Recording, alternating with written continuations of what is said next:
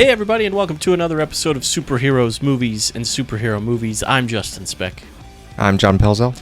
And today we're talking about The Amazing Spider-Man 2.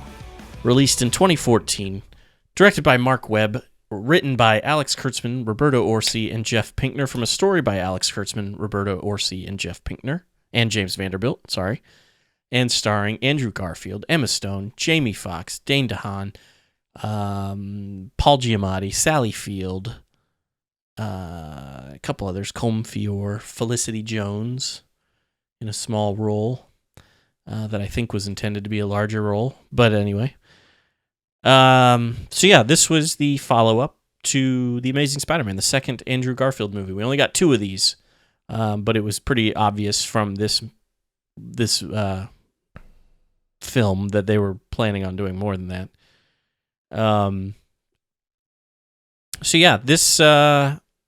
I actually saw this in the theater, and I had not watched it since. Had you seen it at all? Yeah, I've seen it once, and I don't think I saw it in the theater. I think I rented it from maybe Redbox or something. So was this the first time you'd watched it since you'd seen it that first time? Yes. Yeah, same here. I'm curious to hear what you thought, because I don't know. I didn't think that you had seen it, and so I don't know how you felt about it in the first place. First time I saw it, I did not like it at all, and this time I think I liked it even less. Oh, wow. All right. First time I saw it, I didn't really care for it. I mean, it says something when I've only seen a superhero movie one time. You know that's not a good sign. Because even for me, like, sometimes I just like it. It's gotten a little less now because we have so many superhero movies. But for a while, it was like just getting a superhero movie. I was super excited about it, and I'd go see it more than one time. Like Green Lantern. I remember I was just excited about seeing a live-action Green Lantern film. I actually went and saw that in the theater at least twice, maybe even three times. And then as time goes on, I realized, okay, this movie's actually not good. But for me with this movie, I actually found myself enjoying it more this time around. Because I remember not liking it. Were you drinking? No, I wasn't. And now there's plenty of things I don't care about in this film, but I just remember I just found myself kind of enjoying it. I definitely am very interested to hear what parts of this movie you enjoyed.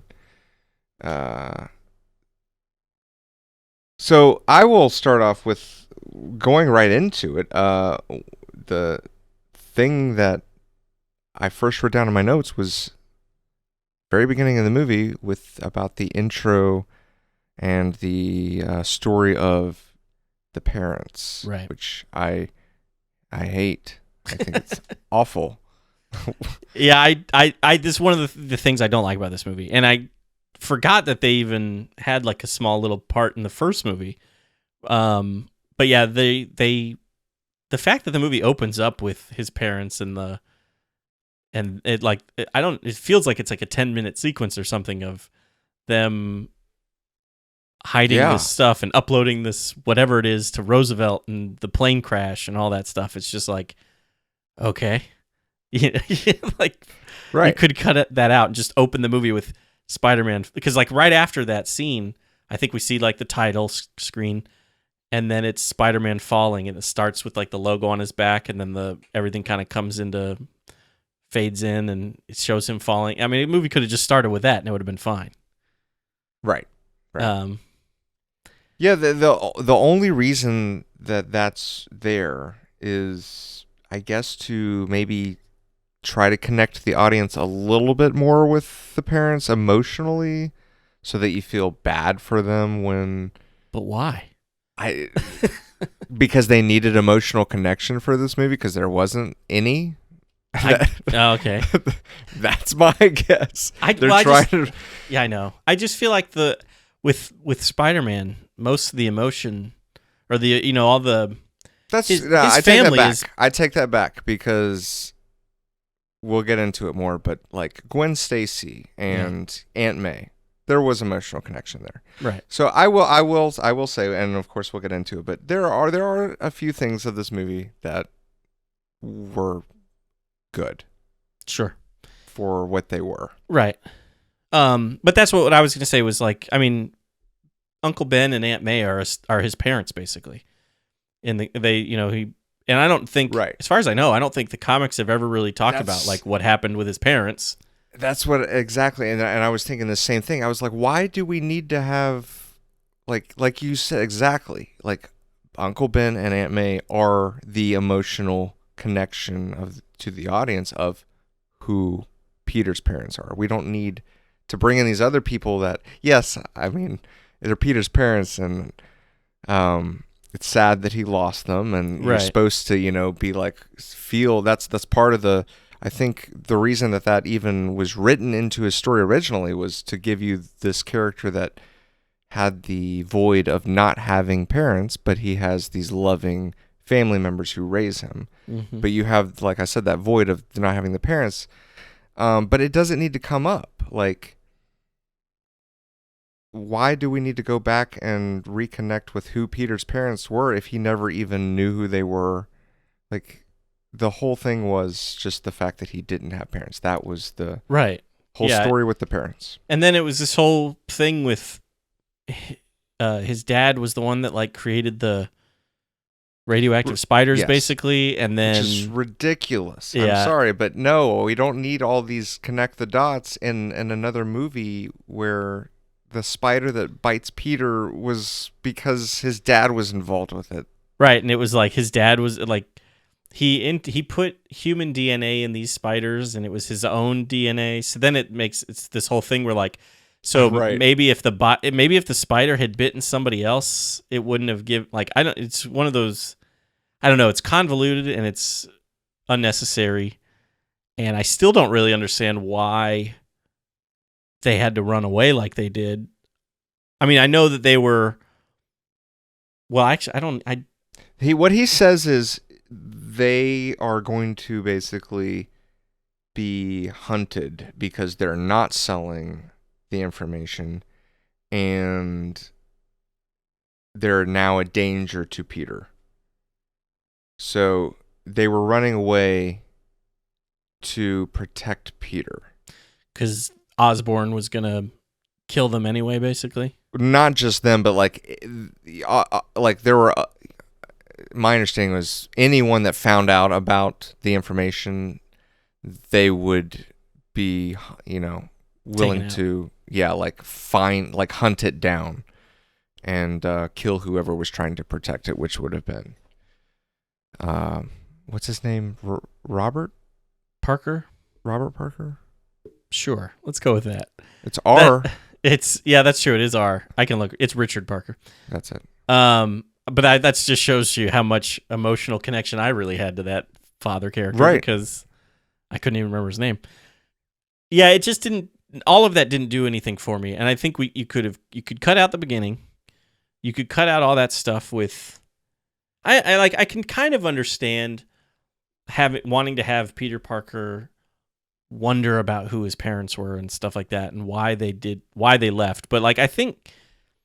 Like I said, I don't know if it's ever explained in the original comics, like what actually happened to his parents. I just assume they died in like a car crash or something, or something, I don't think it was anything. It's probably been brought up at some point, I would imagine. Probably in the comics, maybe in the history of Spider-Man comics, I'm sure it has. Yeah. But yeah, this whole plot line of, I mean, they make it seem like it's so important with having the whole opening of the movie be about them. And what they're uploading to Roosevelt and all this stuff, and I think it was intended to, because later on they still try to kind of weave it back in, but it doesn't matter. It really just doesn't matter. Yeah, I remember too.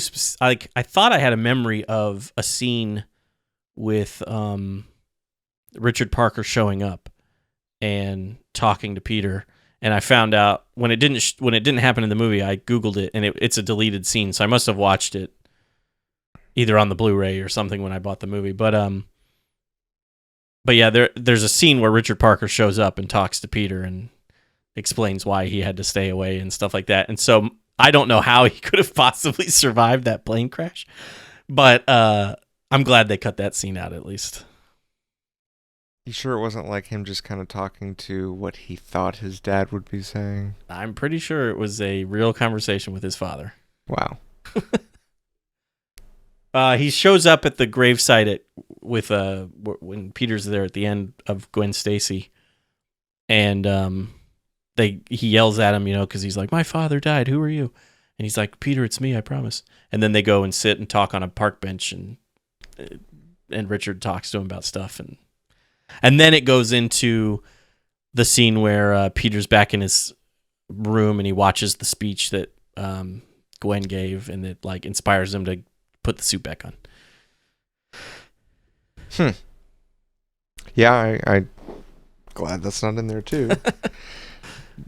I'll send you the link. Not that it's going to matter to me, because I honestly don't know when I'm going to see this movie again. But right. Go ahead. No. That's pretty much all I was going to say. I was thinking I'm glad I rewatched it because, with this new MCU Spider-Man movie, we've got a couple of villains coming back from previous movies. Like Jamie Foxx is going to be in the new Tom Holland Spider-Man, and so is Alfred Molina as Doc Ock. Right. That's incredible. Right. So I was actually I'm glad that I rewatched it because of Jamie Foxx's. Yeah, so actually that's my next note is right after we come out of the intro of the parents, we are introduced to Max. Mm-hmm. And what's his last name? Dylan. Yes. Well, actually, technically, first we're introduced to Paul Giamatti's correct character, who's I can't remember his name. So let's go to that. Alexei Sitsevich. What do you think of Paul Giamatti? He's way over the top, but I can tell he's having fun with it. And I remember being excited when I found out that. Why wouldn't you be? Paul Giamatti was going to be playing the Rhino. Why wouldn't you be excited? Yes, I was oh, that's stoked. amazing. Yeah. It's a he doesn't obviously have like the world's best dialogue. Right. But I think he's having fun with it, and I think I remember reading that Paul Giamatti is a Spider-Man fan, so he kind of jumped at the opportunity to be in a Spider-Man movie. Really? I think so. I could be wrong about that, but I feel like I remember reading that. Because my thought was, I don't think he had any idea. Like, I think he just was like, I get to be in a Spider-Man movie, and like took it. But I don't know. Maybe I'm wrong. But well, I don't know. He was in American Splendor, and because maybe he took that role because he liked comics. Could be. I have no idea. So, I don't know. I like the scene. I don't love the part where he captures Alexei and like whistles the Spider-Man theme while he's like webbing him up. But overall, I don't mind that scene. About that. It's a little goofy in the beginning. Now that I think about it, because when he's trying to catch those like. I forget what it is, plutonium or whatever, the radioactive stuff, and he's like the secret of the ooze container. Yes, exactly, yeah. And they're bouncing around the truck, and he's like, "Oh, nope." I think there was some complaints about. Well, I don't know if there were complaints, but I think there was some criticism that Tobey Maguire's Spider-Man didn't have like the one-liners that Spider-Man typically has in the comics, and I almost feel like they went a little too far with that. In this movie, yes. He's like a little too chatty. They did it, if I remember correctly, it was pretty fine in the first Amazing Spider-Man. Like, because they did that. They tried to bring a little bit more of the,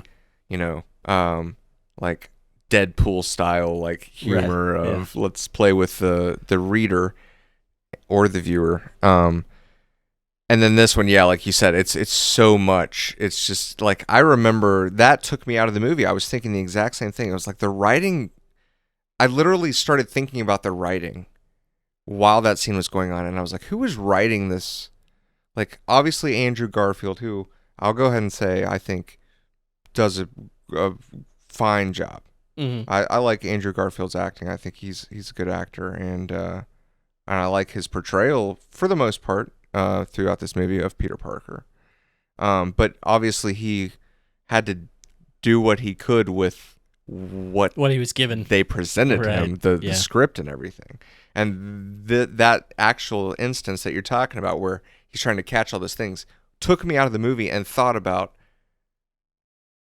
I like imagined, I was like thinking about how Andrew Garfield had to act with the voice acting of that and what he was thinking when he was like, this is dumb. Granted, he's not watching the movie, so he can't really predict. And the same thing with who was it? Was it Paul Giamatti? I kind of thought about that, and I was like, he's like you said, he was enjoying the role, and you could see that. And he obviously had no idea what was going to be the end product. They have this idea in their mind as they're acting, I'm sure, of what the movie is going to look like, or hopefully in their mind what it'll look like, and how I would assume that it was nothing like what we got. Right. Well, I just imagine, because I do feel like they probably do show the actors, especially when they have to, when so much CGI is involved. And I'm thinking about the end here with Paul Giamatti in the Rhino outfit. So I feel like they probably do show the actor like a artwork or something, be like, this is what we're going for. This is the suit that you're going to be wearing, once the computer effects are added and stuff. And I feel like if I was Paul Giamatti and I had signed on to play Rhino and they showed me that, I would have gone, no. Like, no. Never mind. I want out. I don't know. We could talk about that. That's the very end of the movie. We can talk about that when we get to it. The Rhino suit? Yeah. Yeah. But real quick, since you brought up Andrew Garfield, I think I agree. I think Andrew Garfield is a good actor, and I think he does a good job as Spider-Man and as Peter Parker. I do think that the Peter Parker that exists in this universe, in the Amazing Spider-Man and the Amazing Spider-Man 2, is like too cool of a Peter Parker. Which Peter Parker, I think, typically has always been kind of a nerd, and he's never been, I don't think anyway, unless he's wearing the Spider-Man costume and his identity is obscured. Right. I don't think he's really ever that confident. This is more of a like common teenager like Peter Parker Spider-Man, as opposed to, like you said, the one that's kind of shunned because he's not hanging out with anyone. He doesn't really have any friends, but right, that's true. But he doesn't. It's not like he's been bullied out of friendship. It's just basically his only. It's not like he's an outcast. Yeah, his only interest, the only relationship he truly has an interest in is Gwen. Like that takes up his time and right. So. But I think I don't hate it. I don't think it's a deal breaker for me or anything. I think having Peter Parker be kind of a normal teenager is fine.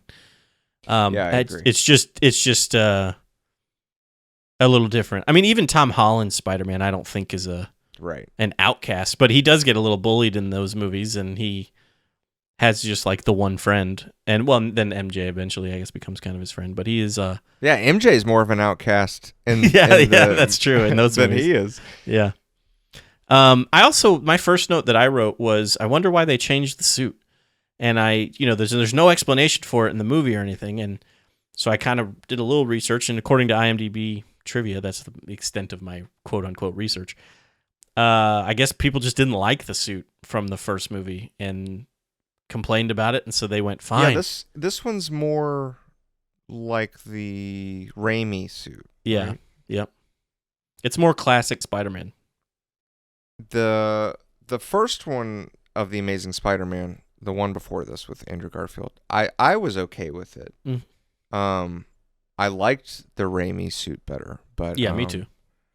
But I didn't mind. I didn't hate the Amazing Spider-Man suit. I thought it was fine. Yeah, but it didn't bother me that they went with this one for. No, I actually kind of like it. I mean, I remember thinking. I think one of my only complaints about the first suit was the eyes seemed kind of small, and then in this one, they went with the much bigger eyes, and I actually kind of liked the look of it. Yeah, I thought it looked kind of cool. No, I think the suit. I mean, it's Spider-Man, so there's nothing. I can't complain about this suit. It's a Spider-Man suit, so it works in this movie.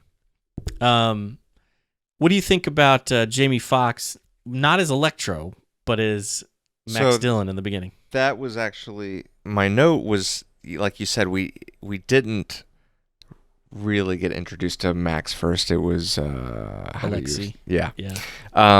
But yeah, then we go to Max, and this took me out of the movie immediately. Was his first shot where he's holding all the blueprints. Blueprints, yeah. And he's like walking through this. He's walking on the sidewalk through people, getting mad that they're on the sidewalk in his way, and he's like walking to work. He's like, I got blueprints here. Yes, and they're just like about to fall out of his arms. Yeah, like not carrying him very well. Yeah, it was just I'm sorry, the direction decision to make that like how he was going to be carrying blueprints through this. It was just so dumb. I'm like, he's supposed to be this brilliant guy. Yeah, I understand you want to make him kind of an awkward, smart scientist guy, but it just was stupid. And then he drops them. And by the way, you ready for this? I don't know if you noticed this, but that's where Spider-Man saves him, right? Mm-hmm. So a taxi, he saves him from a taxi. Right. And I rewound it to make sure that what I saw was right, and it was. Rhino hits a taxi that's driving down the road, and it goes flying over Max and Spider-Man. And Spider-Man doesn't care one iota about the taxi, who is in the taxi, and if they're okay. He's just helping Max get his blueprints, and does, which I actually like. He's like, lick it. Right, yeah, and he puts his hair, like pats his hair down. Yes. Yeah, that was good. That was, I laughed at that. But as far as Jamie Foxx goes as Max, I liked Jamie Foxx's performance. Right. But you don't like the direction, the character direction. You don't like the it reminds me of it's a little different, but it reminds me of Jim Carrey. Yes, Edward Nygma, you know, in The Riddler. You're right. And so I don't totally love it either. No, I'm actually okay with the goofiness of his character. It was just that beginning. Oh, just that first. It was just to me when I was like, they're having him carry blueprints that he's about to drop. Like where is this movie gonna go? Like we've got Rhino now doing all this stuff, and then we've got Max being introduced, and he's like literally clutching blueprints in his hand, waddling through the sidewalk. Like, why? Did he? Why would this brilliant man not take the time to organize these things, put them somewhere where he's not dropping them all? Anyway, but as far as the character, I thought it was, for the goofiness of this movie, it was okay. Mm-hmm. So that's what I'll say. Okay.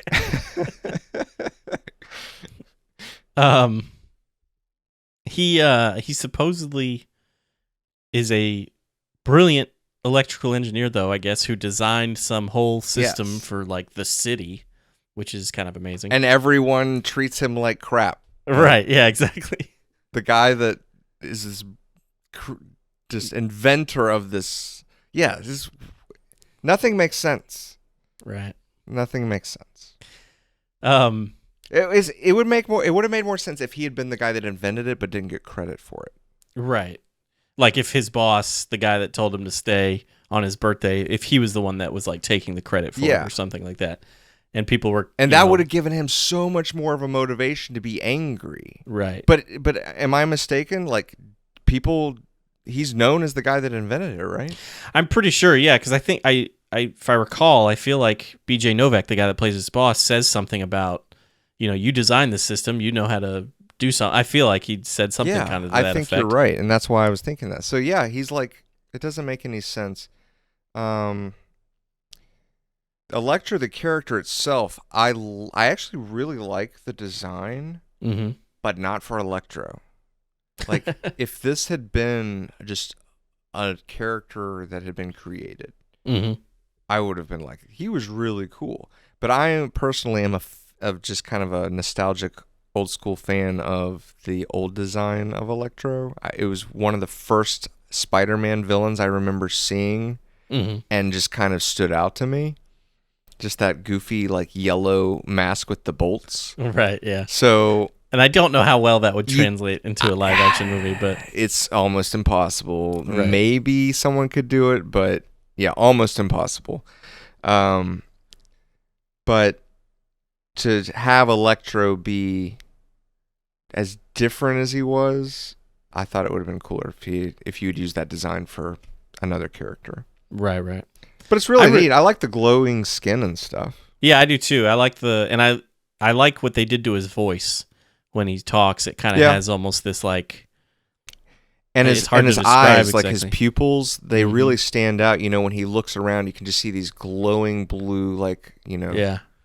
I thought it was cool. Yeah, so I like the design of Electro, and I think he does a pretty good job as Electro, and I like the scene where he first kind of stumbles out into Times Square, and they it's the first time Spider-Man and him kind of face off, even though it's one of those things where it was like a misunderstanding, you know.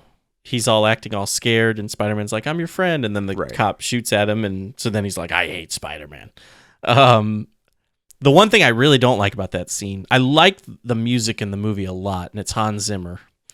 But for whatever reason, they decided to throw in like lyrics essentially to this Electro theme, and it's basically just telling us what is going on in the scene. You know, it's like on rhythm, but he's I think the lyrics are like, I don't know them word for word, but it's like, he lied to me, he shot at me, you know, he is my enemy, Spider-Man or something, you know. And I'm just, and it just repeats. That takes me out of the movie a little bit. I really wish they had not done that, especially with the fact that if you're watching it with closed caption on, it shows all that.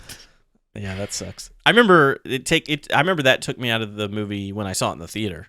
I remember you telling me that. Oh, really? Yeah, because it was before.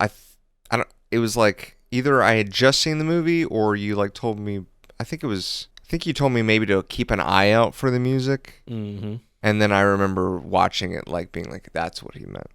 So yeah, I remember you when you first saw the movie mentioning that bothered you, and I understood why. Because I agree. It's just weird. It is super weird, and I wish somebody had said no. Because I know, like, I remember reading about the music, and Hans Zimmer was saying that he collaborated with some people, and one of those people was Pharrell. And I think I remember reading that it was Pharrell's idea to throw in those lyrics. And I wish either Hans Zimmer or Marc Webb, the director, had been like, I don't think we need that, and let's get rid of it.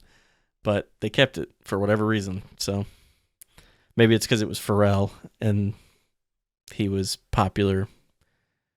I don't know. But I don't like it. I agree. Somewhere in here, I don't remember if it's before or after Electro, but somewhere in here we are introduced to Harry Osborn. Yes. And we get our very short kind of cameo scene of Norman Osborn. And I thought that was another really interesting choice, is that... Was Norman in the first one? I don't think so. I think he's mentioned in the first one because Gwen works at Oscorp and stuff like that. So, but I don't think we see Chris Cooper as Norman Osborn in the first movie. Because that was my thought too, and I think you were going to say that. Finish what you were saying. Well, I just thought it was a very interesting decision to kill off Norman Osborn. Oh, yeah, especially with it being Chris Cooper. Right. And that was my thought, was because I was like, I don't remember him in The Amazing Spider-Man, but I kind of do maybe, because I was creating memories in my head. Right. And unless I'm wrong, but I don't think he's in the first movie. I wasn't sure, but I could maybe see like him not being if he had been, it would have been a short scene, yeah, cameo. But the fact that he was in this movie as Norman Osborn, I was like, surely he was in the first one, because why would they just have Chris Cooper come and do this quick thing? Right. But yeah, it's kind of weird, and he's got these literally like goblin-like hands. And I wrote that too. I wrote, what's up with that? Like, I know he's got this disease that's killing him, and it's obviously kind of somewhat mutating him, I guess. But that was my thought, was like, I was like, did they just do that just basically to like nod at the audience, be like, see, it's like a Green Goblin Right. reference, essentially, I guess. I don't know. And instead, and yeah, I think that's kind of what they were trying to do was because I guess in this universe, he wasn't Green Goblin. No. Because there was never an instance where Spider-Man... Well, I don't know. Here's another question. How much time has gone by since the first movie? I don't think it's that much time because... Well, hold on a minute. What's the 8 years that Harry's mentioning? Was Harry not in the first movie at all? No, he wasn't in the first movie. I thought he was. Mm-mm. Okay. So I think Harry and Peter knew each other as children.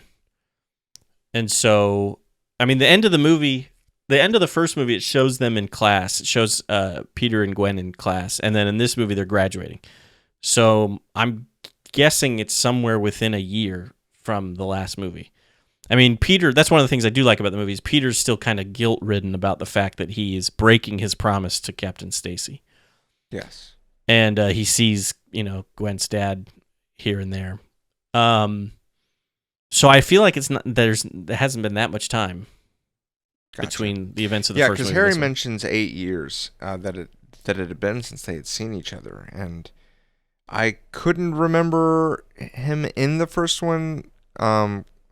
But I just had a feeling that he probably was in it to some degree. So that's why I thought 8 years was. I was like, is this really supposed to be 8 years after the? Well, definitely not, because they wouldn't be in high school still. They were in high school in the first movie, and they're graduating high school in this movie. So definitely not. Right, right. So I have this in my notes, and I was like, 8 years. So yeah, you're right. Obviously, it's not. But I think even he says something about Norman had sent him off, like maybe to a boarding school or something. Mm-hmm. And so maybe that's part of the reason why Peter and Harry haven't seen each other in so long. But they were clearly friends, and they hang out and kind of reminisce after meeting each other. But yeah, so it was the same thing. When I saw Chris Cooper as Norman Osborn, I was like, oh, that's cool. I was like, they cast a good actor for Norman Osborn. And then the very next scene, they're like, it's like the news saying Norman Osborn has died. It's been confirmed by his estate. And I was like, oh, okay. So wait, when you went to go see this movie, you didn't know Chris Cooper was in it? I don't think so. So he was like a surprise? I don't think he was in the trailer. Yeah, I think he was. He wasn't like listed either, I guess, before. Not to my knowledge. That's cool. I could be wrong. Yeah. Well, I experienced that this time because, like I said, I didn't look up the cast, and I didn't remember he was in this, so it was a surprise. I actually kind of forgot he was in it too. I remembered once I saw him, but yeah, if you had asked me before I watched it, who played Norman Osborn, I'd be like, is Norman Osborn even in this movie? Mm-hmm. So yeah, but so yeah, I get the Norman Osborn Green Goblin does not exist in this universe. Right. And unfortunately, the Harry Osborn Green Goblin exists in this universe. You mean Beetlejuice? Yeah. Because that's what he reminds me of. He's got like all that green like stuff on his neck. Yeah. And then he's got like this like the terrible teeth and everything. Yeah, it's like I was like, did they try to like revamp Beetlejuice? Because that's what it looks like to me. I don't know what they were thinking. That's another one where I don't know, maybe he couldn't have backed out at that point, but Dane Dehaan, I think, is a decent actor. I don't think he's bad by any means. He's good as Harry. He has a few lines that, again, I think would be hard to deliver, and I think he did a decent job at it. Like, the one that I'm thinking in particular is when Spider-Man tells him he's not going to give him his blood, and he gets all upset. Yeah. And he goes, "You're a fraud, Spider-Man." Right. I mean, that's probably pretty tough line. Yeah, and that was probably, that was a voiceover, I'm sure, where he... It might have been ADR or something. But still, I mean, he performed it well. It's just not a very easy... I mean, it's just a cheesy His line. very first scene where they show him, I think it's with the board members after his dad dies. Yeah. Well, no, because he had the scene with Norman. But... I remember thinking that I did not like his acting, and I could tell he was acting. But then the scenes after that, I remember thinking, actually, he's doing pretty good, and I liked his acting for pretty much the rest of the movie. Yeah. Well, yeah. Until the very end. I don't Right. I don't really care. I mean, I don't think it's his fault, but I just don't like the acting as Green Goblin. I liked him. Like, I remember the scene where he comes in to break Electro out of Ravencroft Institute or whatever, and he's trying to convince Max to work with him. I liked his acting in that scene. But yeah, that it's again, if Dane DeHaan was like, yeah, I'll play Harry Osborn / Green Goblin, they're like, cool, this is what you're gonna look like. I'd be like, never mind, I'm good. I don't want to do it. I just don't. That's just, yeah. I don't know. Green Goblin, I understand, is probably one of those characters, again, kind of like Electro, whose costume is probably hard to adapt. I think the Raimi version did a pretty decent job. Did you ever see the supposed mask that Raimi originally wanted to use? Yeah, yeah. There was one of the original designs, I think. Yeah. It looked amazing. It looked very good. Yeah. Yeah. It would have been cool. So I think it's possible.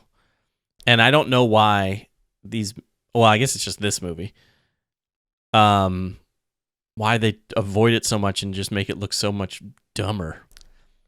I'm wondering if they're like, technically this is like supposed to be the Joker for Spider-Man, and the Joker has a set design, and they're like, Green Goblin, we only have like Sam Raimi as far as the mass audience knows.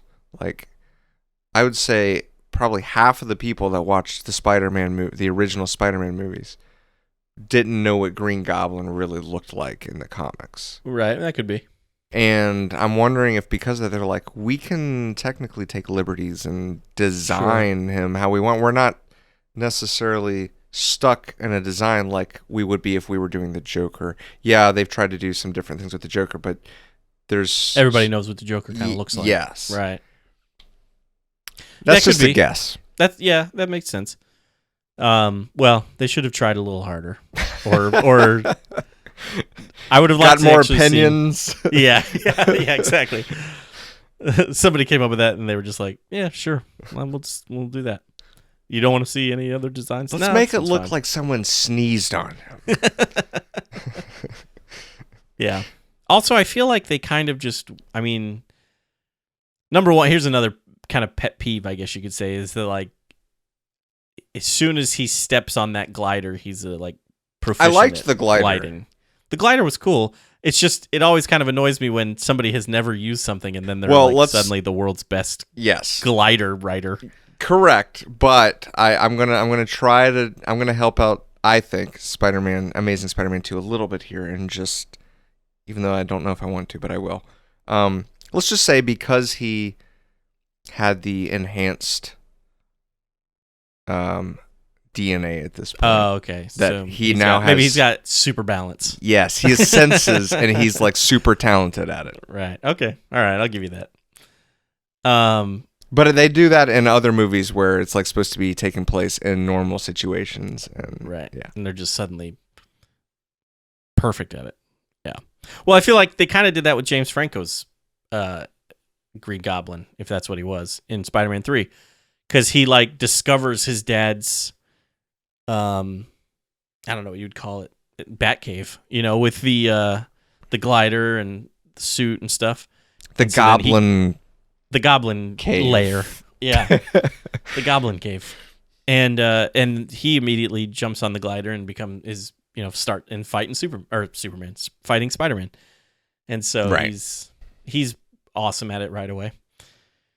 And I never really liked, we probably talked about this in Spider-Man 3. I never really liked Harry's design either. I mean, James Franco's design in Spider-Man 3. It was better than this Green Goblin design, but it just was. I don't know if I agree with that. Really? Yeah. Like, so here's the thing. I don't completely hate this design, but I do like the fact of that it reminds me of Beetlejuice makes me like think it's headed in the wrong direction. Right, but, yeah. it's hard to explain. I don't know. He's got this interesting grin. Yeah. That I kind of liked. So I don't think I completely disliked it as much as you, but once again, I'm like talking about a villain in The Amazing Spider-Man 2, so there's not a lot of expectation there. Yeah. So I'm giving it some slack based on the movie itself. All right. Yeah, that is probably one of my biggest. Really, Green Goblin's like. Yeah. Huh. I don't know what I was trying to say. One of my biggest detractors of points from this movie is the Green Goblin. He fights Spider-Man for a few minutes and then he's taken out. I don't know. I before I started rewatching it, I felt like this movie suffered from Spider-Man 3 syndrome, which is too many characters trying to fit into one movie, and it kind of is, but not in the same way. Like, because really, I disagree. There's really only two villains. There's Electro and Green Goblin, and there is Rhino, kind of. So it's not really that. I think it's stuffed too full of other stuff, like his parents and them trying to kind of tease the Sinister Six and that type of stuff. I think they could strip a lot of that out, and it wouldn't have been that bad. To me, it was like, we've got a villain that's coming. It's Electro. And then they kind of just completely shift from that, and they're like, let's do Green Goblin. Right. And then it kind of molds the two together. But just the fact that I felt like they went away from Electro for a while because he's captured. Right, yeah. Which, by the way, I didn't write this as a note, but you just made me think of it. That Ravencroft Institute, which I've heard that name Ravencroft before, so I feel like that is from the comics. But still, that Ravencroft Institute has like some crazy technology. If they already have this thing designed to hold an electric person, it's kind of far-fetched, I guess. Yeah. But I mean, so was the lead scientist of the. Yeah. I wasn't a big fan of him. That is the actor is Peter Serafinowicz, who is he's the original voice, I believe, of Darth Maul from The Phantom Menace. Yeah. There was something else I was going to say about. I do like. I mean, I remember thinking that the way you just described it, how it was like Electro, and then they tried to kind of fit in Green Goblin. And I remember thinking that before rewatching it, but I forgot about the fact that Harry kind of breaks Max out and helps him, and Electro kind of helps Harry. So they work together for a minute there. And I kind of forgot all about that. And so I was like, okay, well then I kind of liked that they put those two characters together to kind of help them achieve their individual goals. I also wrote that when Max does break out of the containment thing in Ravencroft and he comes back together, it's very Watchmen-esque. It reminded me of that scene with Dr. Manhattan. I thought the same thing. Dr. Manhattan Watchmen definitely came to my mind. I kind of liked that. Yeah. But like I said, it just didn't feel like Electro, though. Like, yes, he is made of electric, but like, it felt like a new character. Right. Electro, so I haven't read too many comics with Electro. Can Electro do that? Can he kind of like travel through electric lines and stuff? Didn't think so, but yeah, I don't know a whole lot about him either. I just like I said, he just stood out to me originally because of his costume design. Sure. In this movie, they made it seem like he is made of electricity. Whereas I've always kind of thought Electro in the comics, and maybe I'm totally wrong about this, was just more like he could kind of make electricity with his hands or whatever, or manipulate electricity. Right. Yeah. So they kind of took him in an interesting direction. But I like it, though. I don't mind it at all, I think. And I think it's cool. And like I said, I like Jamie Foxx as Electro. Mm-hmm. I have down that there was a scene where Peter gets upset because he finds out Gwen is moving to England. Oh, yes. This is actually a note I wrote, too.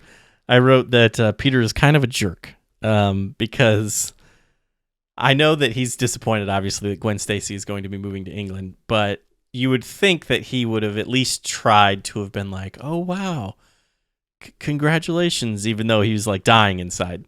But instead he just goes, England? Really? Like, I was just like, wow, what a jerk move there, right. Peter Parker. Make her feel bad about it. But then here's what I wrote down, that he goes home and he starts throwing stuff. And he actually breaks something because of it. That was the point. But the calculator, I'm sitting here watching this with my kids.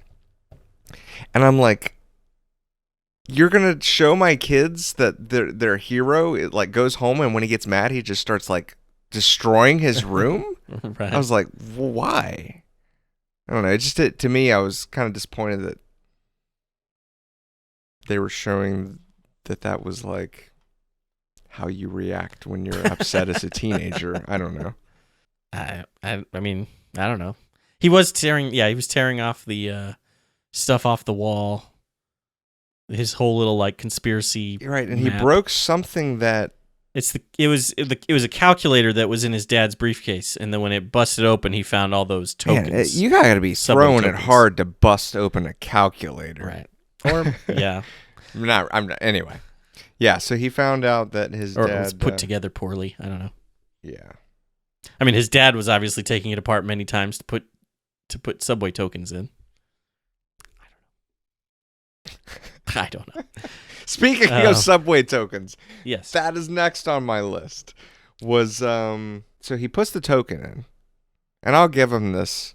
I had to fight too, but I finally convinced myself I'd be okay with it. The fact that this subway cart is hidden in the ground and comes out almost like 1990s Teenage Mutant Ninja Turtle movie it just style. Remind me of that, yeah.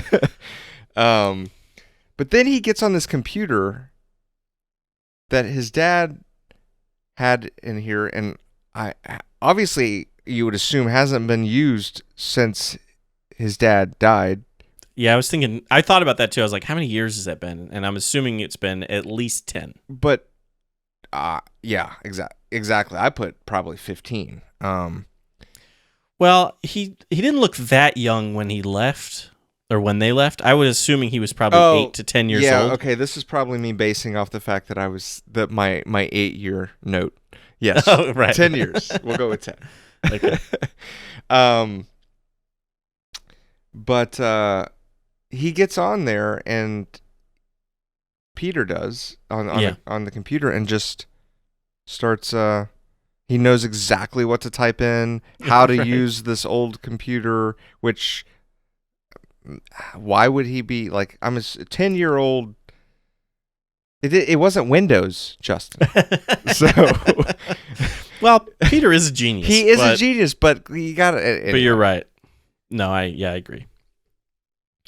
Well, I mean, it always it's another little, I guess, I don't know if I would call it a pet peeve, but it's hard it's one of those things where it's hard to suspend your disbelief when, like, Batman is a billionaire.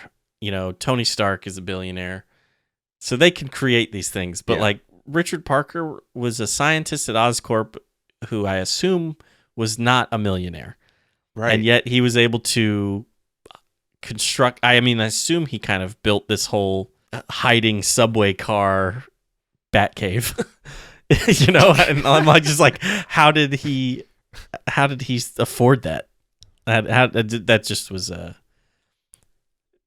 I don't know. It's hard to believe. But again, this is a scene that I feel like was just unnecessary. It's the whole mystery of his parents, and it just doesn't really go anywhere. And yeah, I'm gonna get really nitpicky with the computer because I also wrote this down, and us having a video background, like 10 years ago. Well, you know what?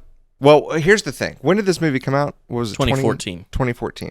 So it would have been 2004. Would have been 10 years ago. So, if you remember, that was around the time we were going to school for video. Sure. Yeah. Like, video size for the size of computer hard drives at that time was very large, and this guy's like doing video, like Richard Parker is doing video or vlogs Yeah. of his experiments. So Right. that was another little thing I wrote down, was that these videos, first of all, they look really good. Right. Um, Maybe Richard Parker invented how to like compress video files into smaller sizes, and who knows. yeah.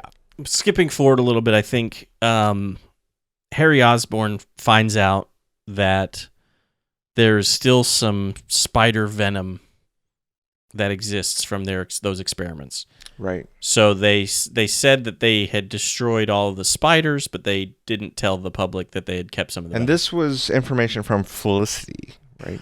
Right. Which you said you thought... Felicia. Yes, Felicia. Played by Felicity Jones, yeah. And you said that you had a suspicion that she was going to be originally a bigger character than she was. Right. Well, I believe she was supposed to be playing the character who eventually becomes Black Cat. Okay, gotcha. Who I want to say her name is Felicia Hardy. Let me double check that. I believe you're correct. Yeah, Felicia Hardy. And I know, well, I don't know this, but I read that she had some other scenes with Harry, and there was actually supposed to be like kind of a romantic interest in Harry, but they cut all those scenes out, so it was just a couple of scenes we got. Mm-hmm. And so I thought that was interesting. So that's another thing where they introduced Felicia in this movie. They also shot scenes with Shailene Woodley, who was going to play Mary Jane. So Mary Jane was going to be in this movie, but they cut her out too. So this movie was going to be even more packed with characters and things that they eventually got rid of. I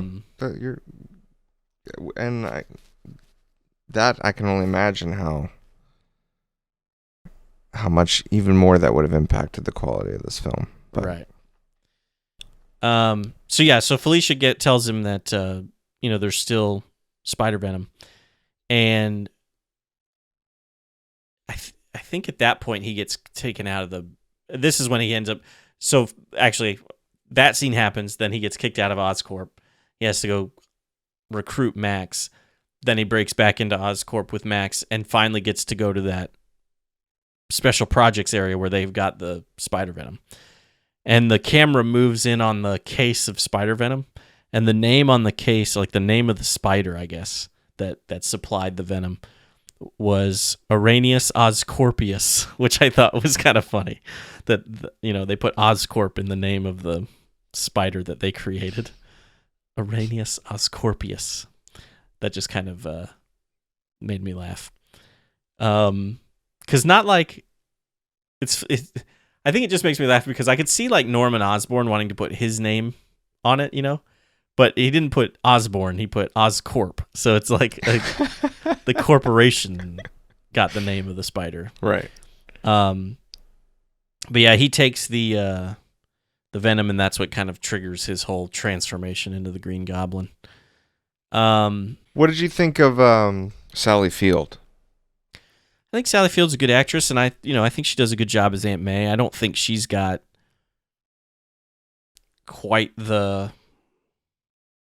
I just don't think she had quite the material that the Aunt May and Sam Raimi movies has. I think. Sure, screen time wise, I agree, but I think that her performance with what she got was really good. There were some really good moments in that. Yeah, no, I agree. There. I think they had a good. That was good casting. I think they had Martin Sheen as Uncle Ben in the first movie, and Sally Field as Aunt May. And I thought they did a good job with that. That was a good choice, good casting choice. They've gone younger. It seems like every I was going to say series. I'm assuming that with Sally Field, they were like, do we go younger? Because Aunt May was, from what I always remember, a very elderly lady. Yeah, she was. That's how I always have seen her too in the comic and like the animated series. She's this kind of small, white-haired, old lady, and they went a little younger with Sally Field, and then with these Tom Holland movies, they went even younger with Marissa Tomei. But yeah, I think Sally Field does a great job. And I like her, the whole that scene where Peter wants to know about his parents and she kind of doesn't want to tell him because she doesn't want to hurt him. The struggle she had with that, and then finally kind of giving up and telling him what she heard was the truth, which is that his dad was left because of the money. He stole money or. Well, let's talk about Gwen Stacy, Emma Stone as Gwen Stacy.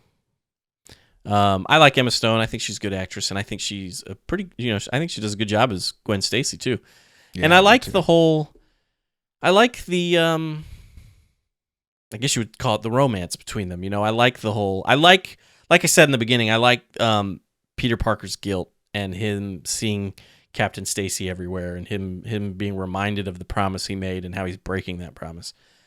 And so they break up, and then then it's hurting both of them, and they almost get back together, and that's when she tells him that she's going to Oxford, and he's a jerk to her, but she apparently forgives him for it because it doesn't really play at all. And then I think that they finally kind of get back together, and then she dies at the end. Being dropped down. Yes, that scene is pretty brutal. Mm-hmm. Her fall is a brutal scene. Yeah, that's what I'm talking about. Yeah. The snap. Mm-hmm. Like, I was almost like, wow, just to show that and the sound effect. It was pretty rough. Yeah. I like that they did it. I like that they actually killed off Gwen Stacy. Oh, yeah. Yeah, exactly. And that shot. I like that they, included that, I guess. As morbid as that kind of sounds. I just like that scene with this kind of the slow motion falling and the slow motion kind of web shooting and all that stuff. And then it cuts to her and then she just smacks her head on the ground like that. It was impactful, pun not really intended, but and Andrew Garfield's performance to get emotional was really well done. I thought he did a great job with that. Yeah, I agree. And I think he does a good job with the emotion after the fact too, like at the it shows him going to the grave like day after day, I also like that the funeral scene is not raining. I feel like it's become such a cliche now to have a funeral scene where everybody's got the black umbrellas and it's raining. So it was kind of nice seeing a funeral scene where it was just daylight. Now what? See, I have a feeling that I know what you're going to think about this, but what do you think about at the end with the kid coming out and standing up in front of Rhino? I have mixed feelings about it. The mom's reaction was awesome. Yeah, because you could really see and hear the fear in her. She did a good job just with that. Obviously, it's I see a little bit of cheese to it, but right. Yeah, I mean, it was ultimately I wouldn't have done it. I'll say that. Yeah. I don't know. I just assumed you didn't like it, and I don't know why. I feel like maybe there was some other movie that had a kid scene kind of similar to that you didn't like. I don't mind it at all. I think it actually kind of works, and I like seeing Spider-Man show. I like the idea that Spider-Man has gone away for a little while. I think they could have. I mean, it's the end of the movie, and it's already 2 hours and 20 minutes or something, but I feel like they could have maybe extended that just a little bit. But it was nice, the idea that he had kind of gone missing because he was so distraught over Gwen Stacy. Right. And then this kid standing up to Rhino, which is a little cheesy, but I like it. And then him showing up and saying, I'll take it. Thanks for stepping in for me, but I'll handle it from here or whatever. I like it. I think it was good. Now, the one thing that really drives me crazy, and I didn't mind it now this time because it had been so long. I hate when trailers show the last shot of the movie in the trailer. Mm-hmm. And the trailer for Amazing Spider-Man 2 did that.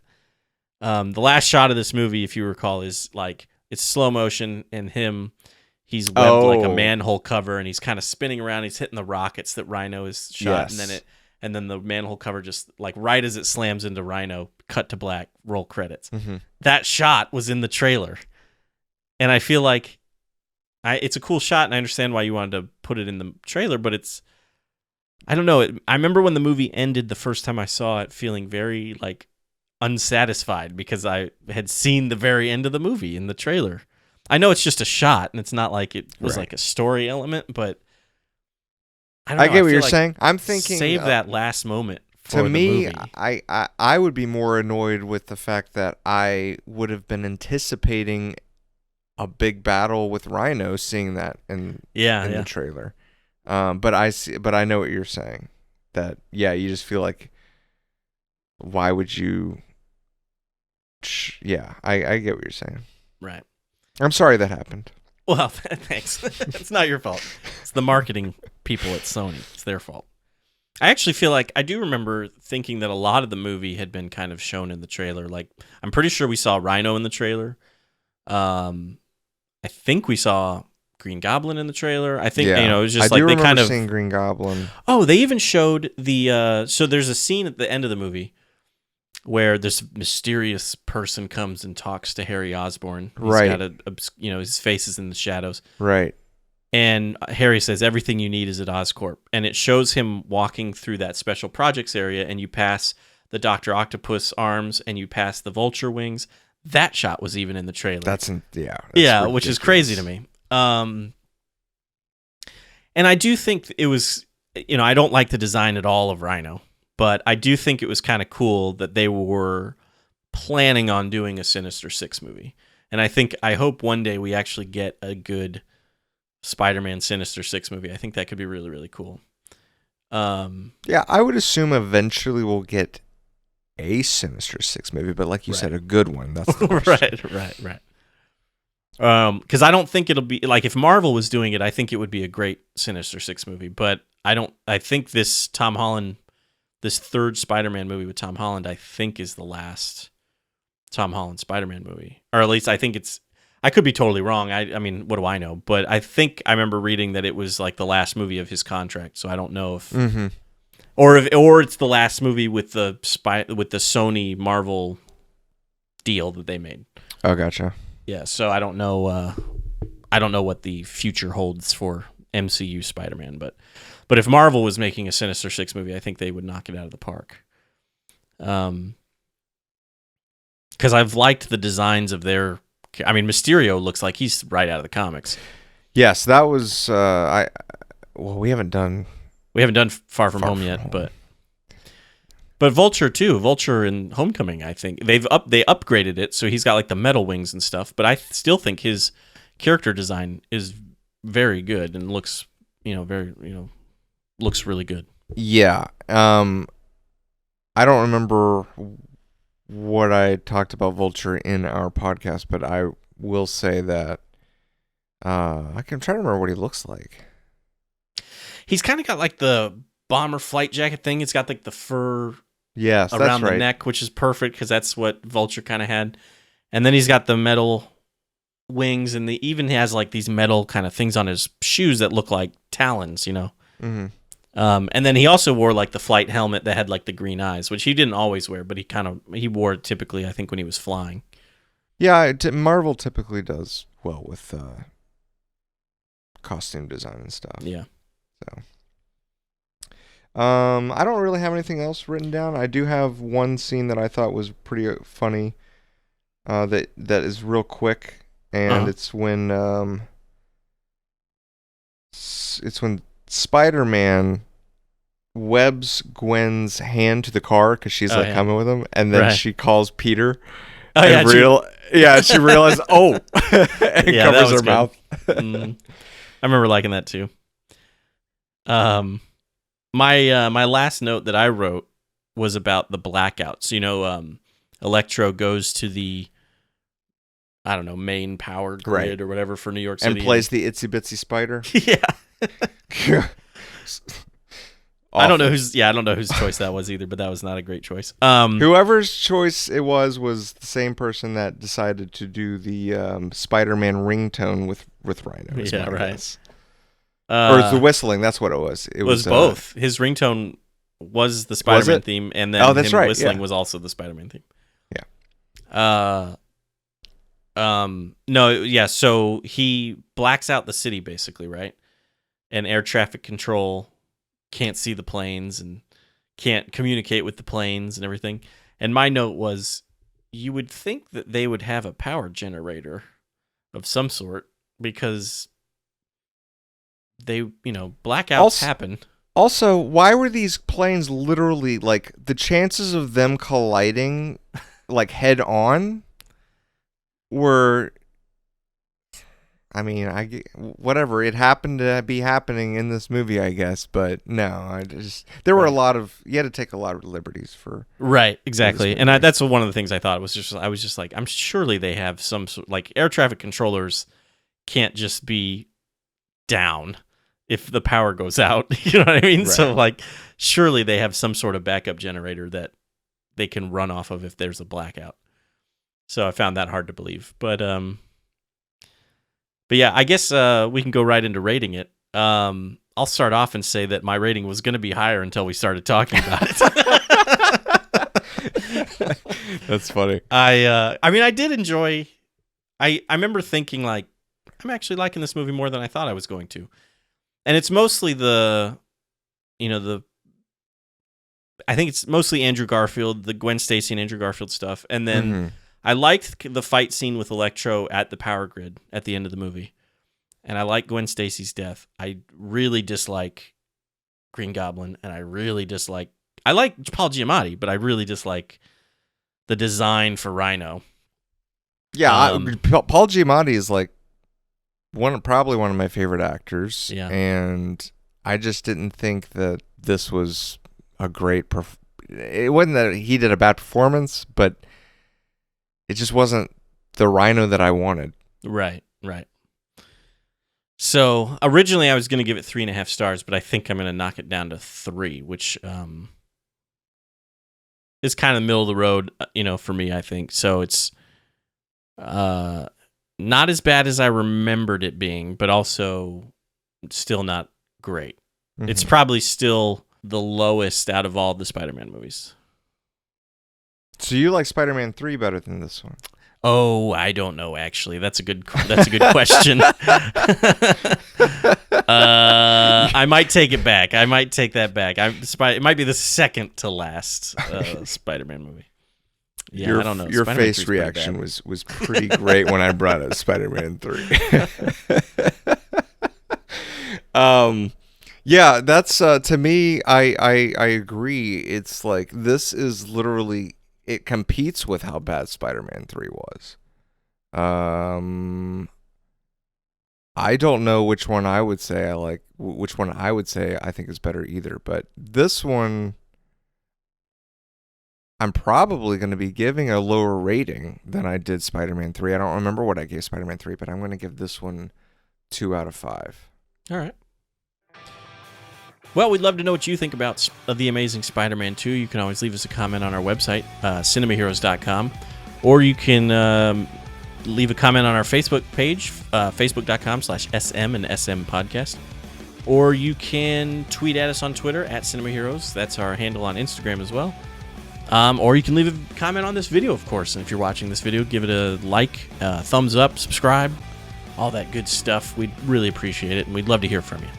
I think that about wraps it up for this episode, though. My name is Justin Speck. I'm John Pelzel. Thanks for listening. Thanks for subscribing.